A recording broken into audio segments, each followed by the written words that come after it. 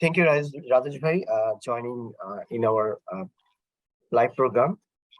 Uh, Today, we are going to discuss about the creating low budget big films. So, how to make a film without any budget. Thank you, Kayesh bhai, for inviting me on behalf of Press Film Academy. And this is a pleasure to have this discussion with you. And this is very important that I have seen, especially in Bangladesh, that there are some confusing terms. Uh, People think that low budget film does have to be like, it should look low budget. But question is that budget, low budget, these are very relative terms. So let me start by welcoming everyone to our discussion.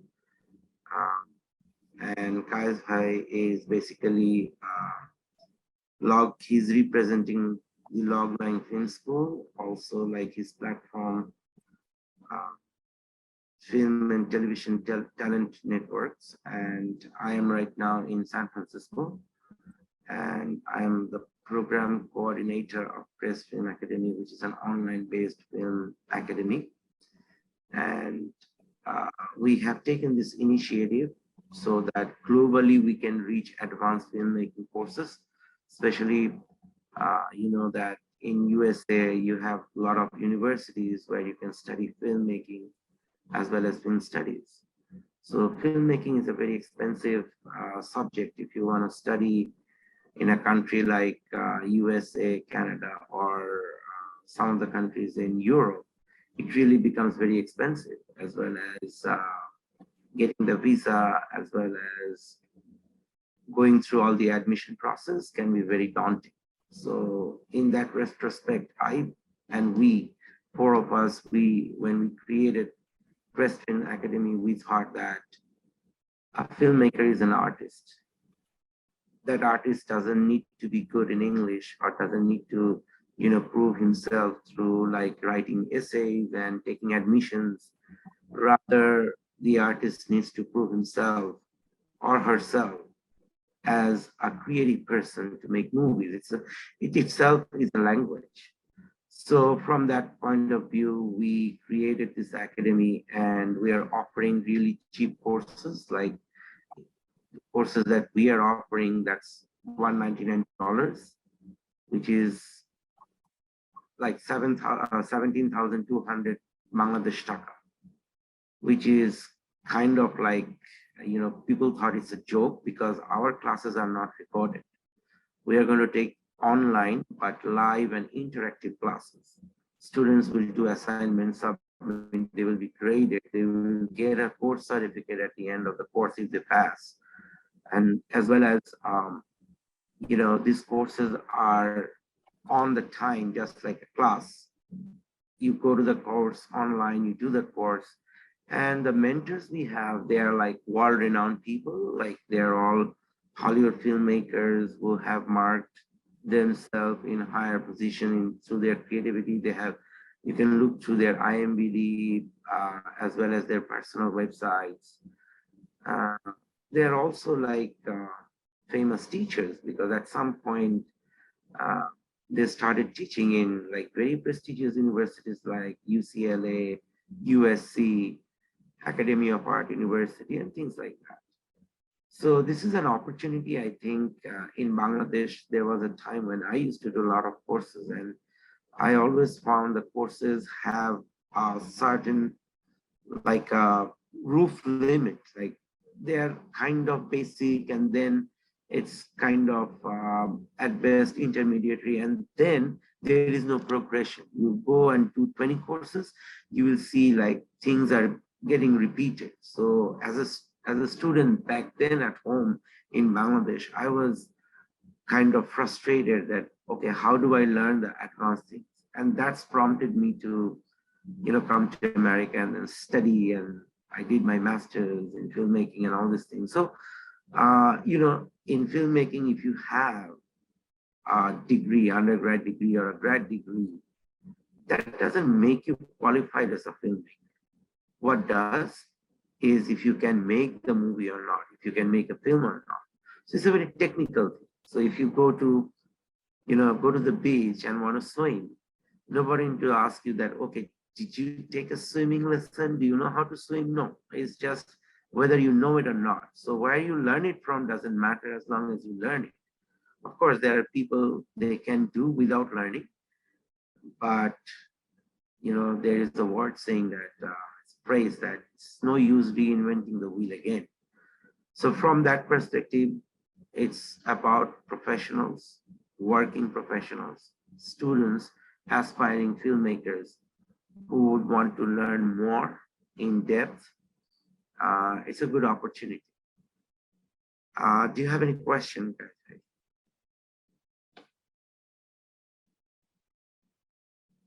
Yeah, Rajesh bhai, I have one question. So, Right. so if you give me some insight about how to conceptualize low budget film, particularly low budget film. Right. So I'll jump into some slides. So can you see the slides? Yeah, I can see your slide. Okay. So basically, the topic that you and I decided to talk about today is creating low budget big films. I know it sounds a little confusing for many people, but the real reason is, especially in Bangladesh, there is no big budget movies, because if you talk about like Hollywood, anything above 10 million is a reasonable budget film. Anything below 1 million is considered to be a very, very low budget film. But what is $1 million? $1 million is like 9 koti taka, like it's 9 crore in Bangladesh. So our biggest budget movies are basically 2 crore or 1.5 crore. But in the industry, like 120 or 130 is a good number for a mainstream film. So let me first go through and clear this concept. So a low budget film is basically it's a relative term. It depends on the country or the industry of the origin of the film. Say, if you go and watch a movie from Europe, their budget, even in the mainstream, the budget will be a little less than that they would use in Hollywood. If you go to India, then you will see there are several industries like Bollywood and then Kolkata and then Tamil and then all these regional film industries. They have their own standard budget. So in a country or in one industry, there is a standard budget or there is a ballpark value to make a movie that will go for a wide release in the theater.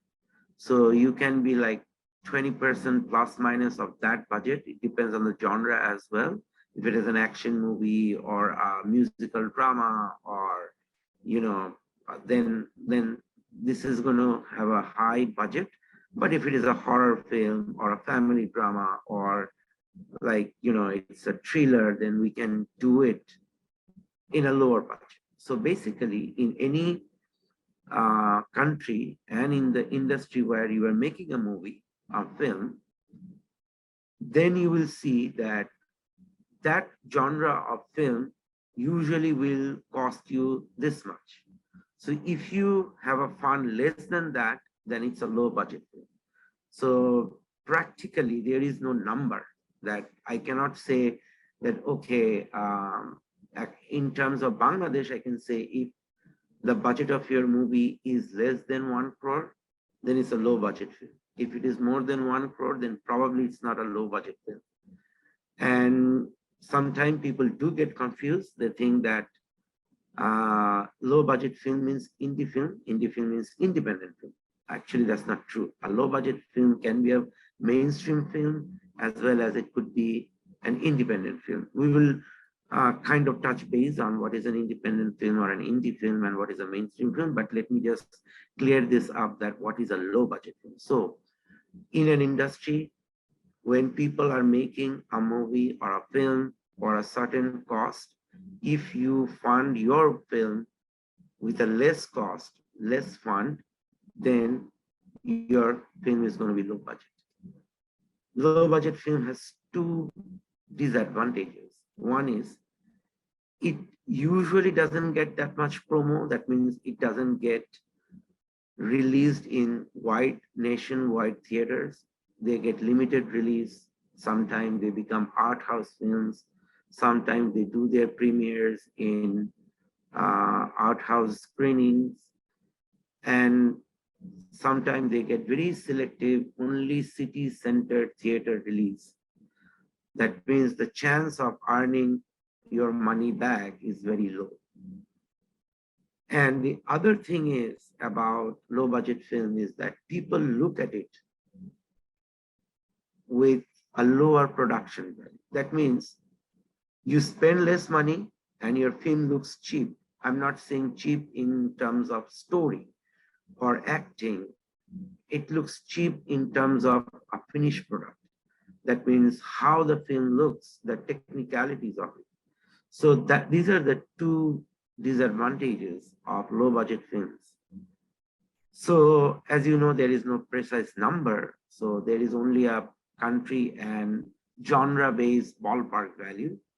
So low budget film has started pronging out, especially with the advent of digital technology, because when there was film stock, even low budget film used to be expensive because you had to buy film, you have to process them.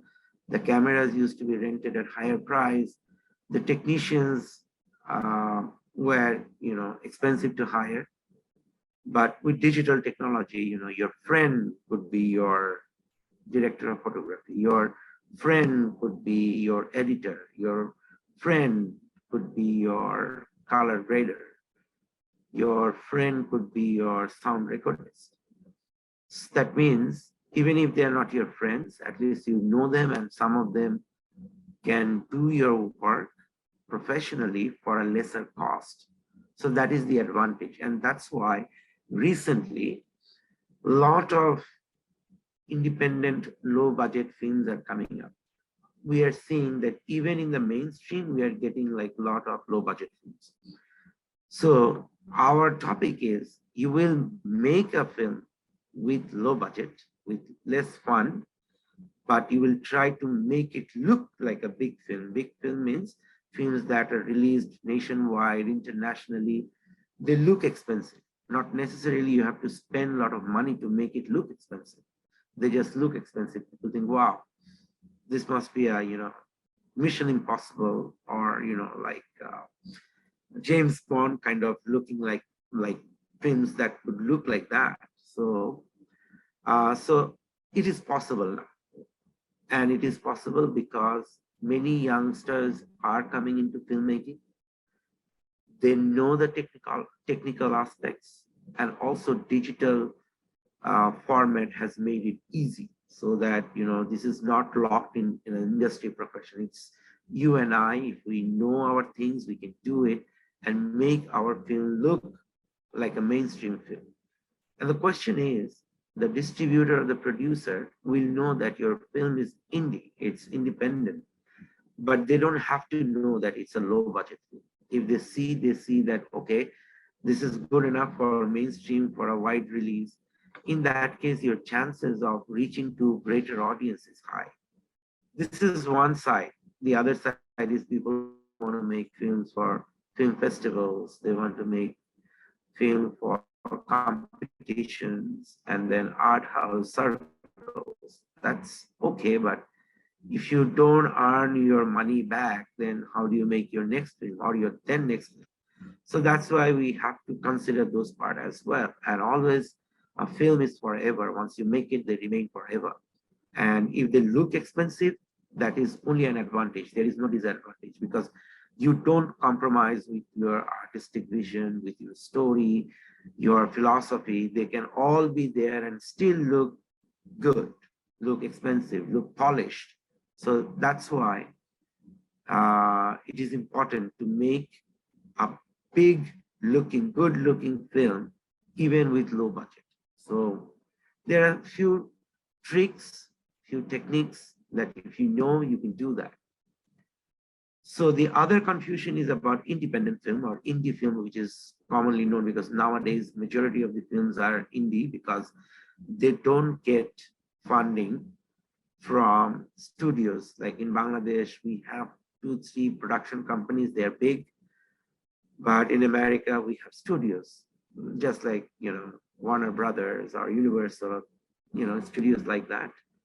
So if it is not a production of them, or in Bangladesh, not produced by, say, uh, Jazz Multimedia or, Impress Telefilms and things like that, that means it is not getting money from one of the companies, production companies, or you are not getting a government fund. Nowadays, everybody wants to make a movie in Bangladesh because you can get government fund if you fulfill some criteria. And most of them don't look very expensive. They could. The money they get, they can make it look expensive. Or you don't have a private investor or a sponsoring institutions, then how do you get the fund for the film? Because when people talk about zero budget, there is no zero budget. There is never a film which you can make with $0 unless it's a student project. Even in our thesis film, like Kayesh bhai, you have done your masters, what is a thesis film. I have done it, and we could not make our thesis film with $0, because even if your friends are working, you are doing like you are working for 6, 7, 8 roles, still you will have to provide lunch, you will have to provide few snacks. So even if your camera comes free from the university, even if your editing console is free from the university, your friends are working for free, but you have to feed them. So at the end of the day, unless you are shooting yourself in a movie, excuse me, then it is almost impossible to make a film without any cost. So there will be cost. And if it is a feature film, there will be a lot of cost. Now that cost has a range. So we are trying to keep that range low and still make the film look expensive. So indie film can be a low budget film, can be a mainstream film, can be a parallel stream film, can be an artsy film, but it is independent because it is personally funded. Your family, friends, yourself, when you fund to make a film, that's called an indie film. That means it doesn't have to be low budget. You can invest a lot of money from your own pocket. It doesn't have to be like low budget, but still it will be an indie film or an independent film. But the only criteria is that it's privately financed. That means people are investing in your film who are not film investors. They might get some return, they may not get some return, but that's how it is. So some of the very famous low budget films, we are not going to indie films, they could be indie films, but some of the low budget films that eventually became very famous. And they became famous because they looked expensive, they looked good, they looked polished, they looked professional, and they had all the ingredients that the audience accepted it. All these films, there are hundreds and hundreds of independent low budget films that eventually became big success.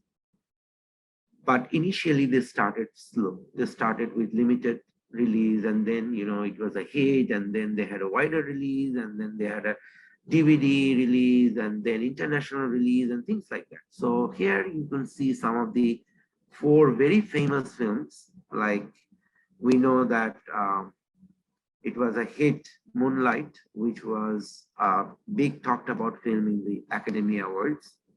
And every one of us in our childhood, we have seen Rocky, Sylvester Stallone's first film. He wrote this whole movie in a couple of days, and then he was offered a little bit more money, but he said, no, I want to be the actor. And okay, fine, do it, And then it became a hit because they did not invest much, but they made it look expensive. And then, Reservoir Dog, Quentin Tarantino, the famous Tarantino's Reservoir Dog is a very, very low budget film. Even Mad Max, when it was made, probably in the mid 70s or late 70s, initially it was a low budget movie. And then in the sequels, it earned the money and then it went for a big production value. So some of the films that you will see, you already have seen is like Run, Lola Run, and then Enter the Dragon. We were as a kid Bruce Lee fan. These are very low budget films which became like world renowned hits. So how do you define a big budget film actually? So a big budget film is what we generally call a big film. Bangla যখন বলি যে একটা বড় ছবি আসতেছে, অমুক star আছে and all these things. So that means it will have a big film is basically a big budget film. So it is usually produced with very high production cost. It is possible to be an indie film or a mainstream film, but still it can be a big budget film or a big film. And just like low budget film, there is no fixed number to define that if your cost is below that number, it will be called low budget, and above that number, it will be called big budget. Similarly, in big budget also, there is no number. Just if somebody else would make the same film, how much would it cost? If you spend less money, then it's a low budget. If you spend more money, then it's a big budget movie. That means it is a big movie. But question is, by putting a lot of money doesn't make your film big.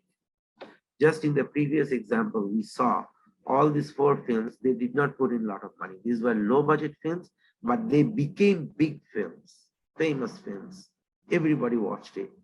It eventually got world premieres, world releases, nationwide releases. There are thousands of theaters in one country, especially like USA, India, China, and then some European countries, they have like thousands and thousands of theaters. So once you get a nationwide release, it becomes a big film. So usually the advantage of a big film is that they get released in theaters, all theaters, mainstream theaters. People buy ticket, they get box office collections, there are records.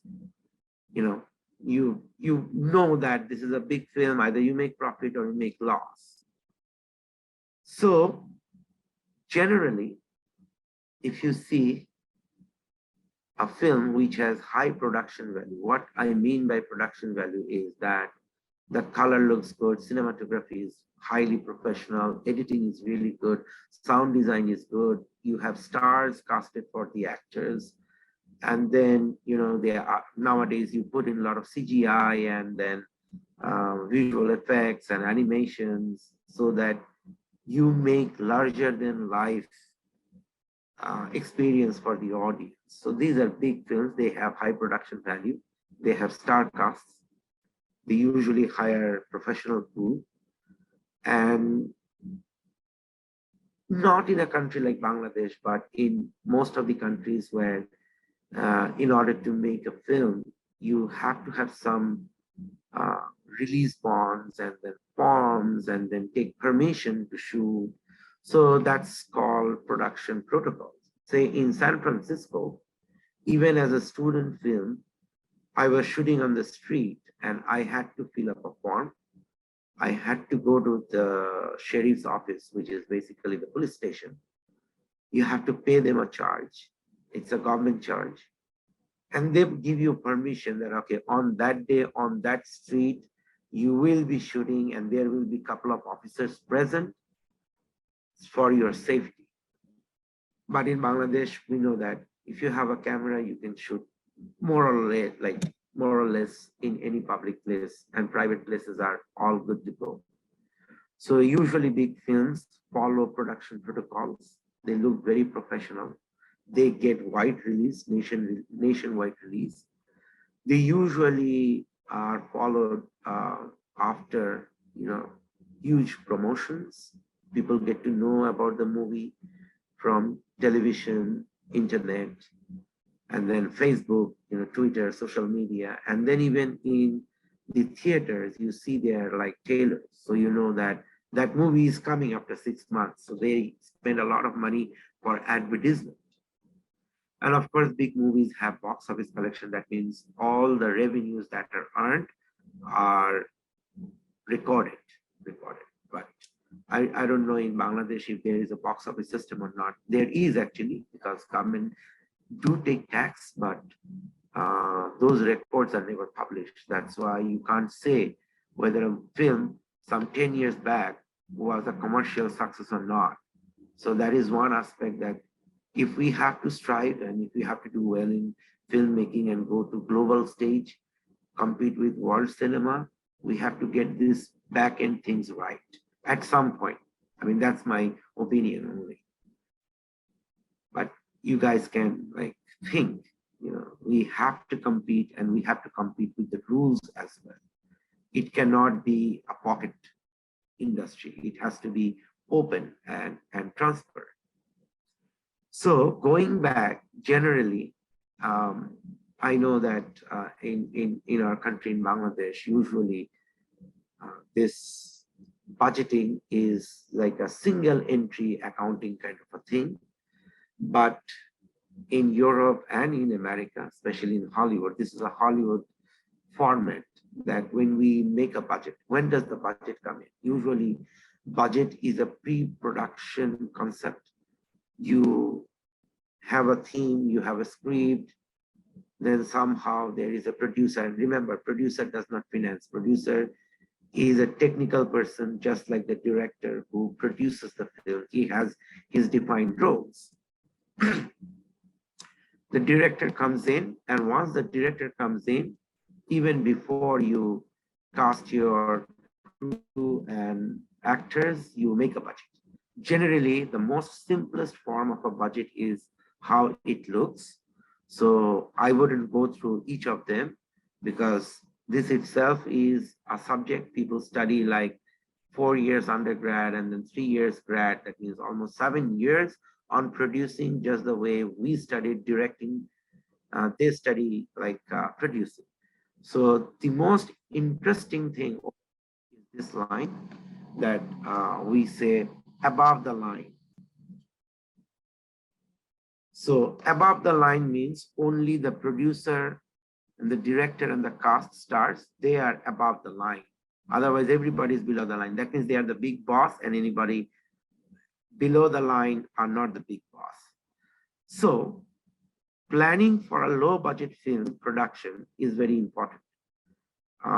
We can actually plan so that eventually we can make a low budget film that will look big budget. So first of all, be careful about the script.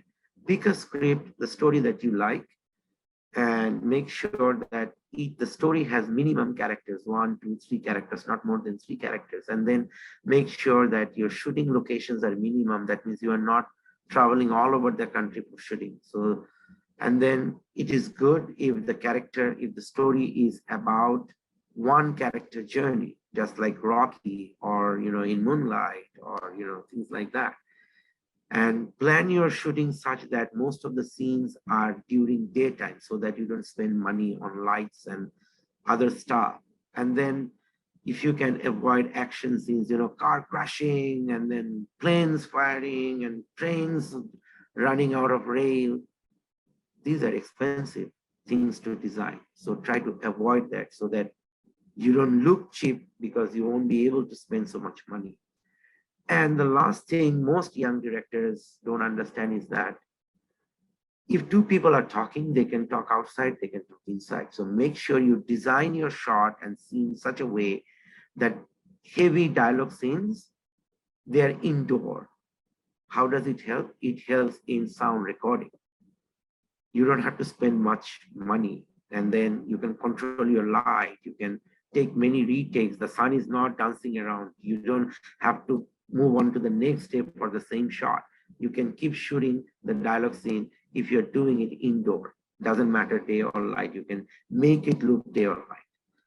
So these are the small things that you have to understand. Then, casting somebody popular as a lead and then getting one supporting actor who is also very famous. They can do some small roles without money, and then go for non-busy stars. They want to come back, so they can act in your film without money. And sometimes you can invite theater or TV stars, and then you have your friends or from your network, you have trained enthusiasts, just get them in or as an actor, and avoid child actors. Child actors are expensive because they are cranky, then they come with parents. You have to spend a lot of time training them, and you have to take special care of food. So it's better not to have a child actor in your film. Just pick a story which doesn't have these disadvantages for low budget film. And for locations, it's very good. You hire no location. You go to places which is owned by your friends and family. Go to unusual places so that your production design looks good, and then cook your own food. Hire somebody who's going to make the food. And if you make your whole unit stay in the production so that you're not renting any Airbnb or hotel or motels, if you can live in the place where you'll be shooting in the morning, that's a big plus. That's a big advantage. You save money on this. And sometimes you stay in one house, one portion of the house acts as one location. The other portion of the same house can act as a different location. In the movie, in the film, it may look to be two different places. So plan accordingly and look for a quiet place so that, sound recording is very important, 50% of the movie, 50% of the film. So if you're in a crowded location, then technical difficulties will be high. You will take more days to complete your shoot. That will increase your expense. So anyway, so we have all these things like camera and electrical department, production design, production sound recorders. These are very important people where you would want real professionals to work. And that's where your networking work and keep your budget low. We can discuss this later on because this is a huge subject to talk about. So generally, equipment and then directing techniques, post-production release, these are very important parts, and you can all learn this at Crest Film Academy. This is online, and you can do it from the comfort of your home. This is really, really, very affordable.